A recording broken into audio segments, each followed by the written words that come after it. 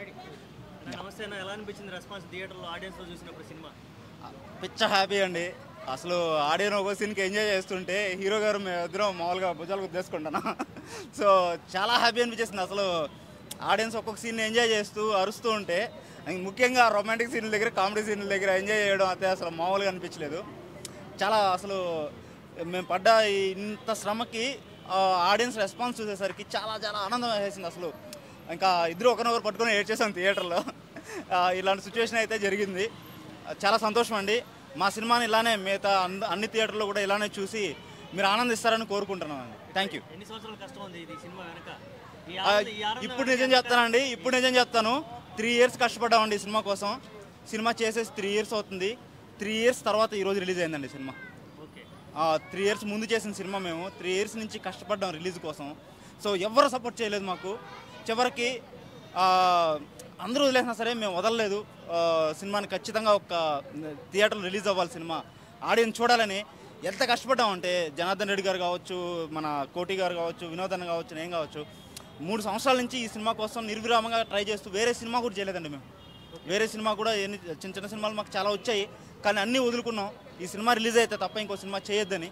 So finally ఈరోజు మా dream fulfil అయ్యిందండి. ఈరోజు సినిమా రిలీజ్ అయ్యింది.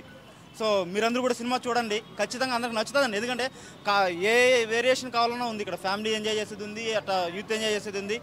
అన్ని పరంగానూ మేమైతే సినిమా మంచిగా చేసాము. అందరూ ఎంజాయ్ చేయడం చూసి అయితే నిజంగా చాలా హ్యాపీ అనిపించింది. థ్యాంక్ యూ అండి.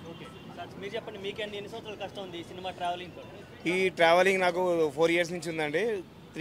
సినిమా చేసింది 1 yearలో చేసాం, కానీ రిలీజ్కి 3 years పట్టింది మాకు. సో చాలా కష్టపడ్డాము. ఈ రోజుల్లో చిన్న సినిమా రిలీజ్ చేయాలంటే చాలా కష్టపడాల్సి వస్తుందండి. అది ఎందుకో ఏంటో అనేది మరి పెద్దవాళ్ళు తెలుసుకోవాల్సింది. చిన్న సినిమాలు వస్తేనే మనకి ఇండస్ట్రీ ఉంటుంది. సో చిన్న సినిమాలు సపోర్ట్ చేయండి. అలాగే ఆడియన్స్ ఈరోజు ఎంజాయ్ చేశారండి మూవీలో. చిన్న సినిమా అయినా చాలా బాగా ఎంజాయ్ చేశారు. అలాగే మీరు చిన్న సినిమాని సపోర్ట్ చేస్తూ ఉంటే మరిన్ని సినిమాలు వస్తాయండి. కాబట్టి అందరికీ చెప్పేది ఒకటే, ఆడియన్స్ కూడా చెప్పేది, చిన్న సినిమాని దయచేసి ఎంకరేజ్ చేసి మాలాంటి వాళ్ళకి మరిన్ని అవకాశాలు కల్పించాలని కోరుకుంటూ మీ అందరికీ ధన్యవాదాలు చెప్తున్నాను. ఎవరైతే సినిమా చూసి మమ్మల్ని ఆశీర్వదించారో వాళ్ళందరికీ కూడా మేము ఇదే చెప్తున్నామండి. చాలా చాలా మనస్ఫూర్తిగా థ్యాంక్స్.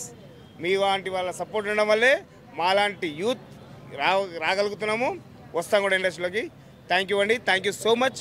టికెట్ కొని చూసిన ప్రతి ఒక్కరికి మేము రుణపడి ఉంటామండి. థ్యాంక్ యూ వెరీ మచ్ అండి. ల్యాంప్ రిలీజ్ అయిపోయింది. ఎన్ని సంవత్సరాల కష్టం ఉంది సార్ అసలు ఈ సినిమా వెనక? 3 years కష్టం ఉందండి.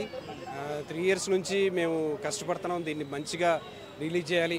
ఏదో ఒక థియేటర్లో అర థియేటర్లో వేసే కంటే కూడా మినిమం 100 థియేటర్లు పడితే బాగుండు అని మేము వెయిట్ చేసాం. 150 థియేటర్లు పట్టాయి. అన్ని చోట్ల నుంచి మంచి రెస్పాన్స్ వస్తూ ఉంది. Very very happy. Straight question అడుగుతా, ఎందుకురా నీకు అవసరమేరా అని చాలా మంది అనే ఉంటారు, మీరు ఫేస్ చేసాం. అలాంటి వాళ్ళందరికీ ఇవాళ రోజున ఏం చెప్పాలి? నేను చెప్పేది ఏమీ లేదండి. నేను చేసిన యాక్టింగ్ ఒక్కసారి వచ్చి సినిమా చూడండి. మీకు నచ్చింది అని అంటే 10 మందికి చెప్పండి, నచ్చకపోతే 100 మందికి చెప్పండి. డెఫినెట్గా మీకు నచ్చుతుంది, అంతే.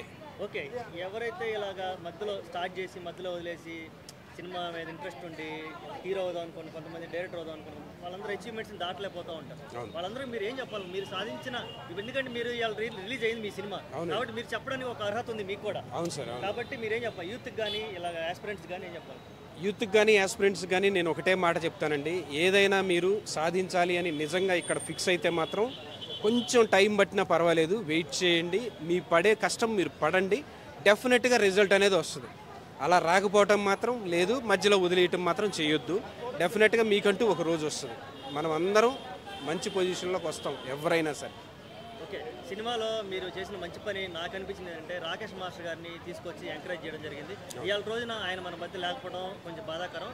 వారి గురించి మీ మాటలో మీ ఎక్స్పీరియన్స్ ఏమన్నా ఒకసారి షేర్ చేసి. రాకేష్ మాస్టర్ గారు దీంట్లో ఒక ఐటమ్ సాంగ్ చేశారండి, చాలా చక్కగా చేశారు. ఆయన్ని మనం ఎన్ని తరతరాలు గుర్తుపెట్టుకునేటట్లుగా ఉంటుంది ఈ సాంగ్. అంత మంచి సాంగ్ చేయటం జరిగింది. ఆయన యాక్చువల్లీ ఆయనకి సాంగ్ నచ్చటం వల్ల ఆయన ఈ సాంగ్ చేయడానికి యాక్సెప్ట్ చేశారు. ఆయన very happy. Okay, thank you sir. Thank you so much. Thank you.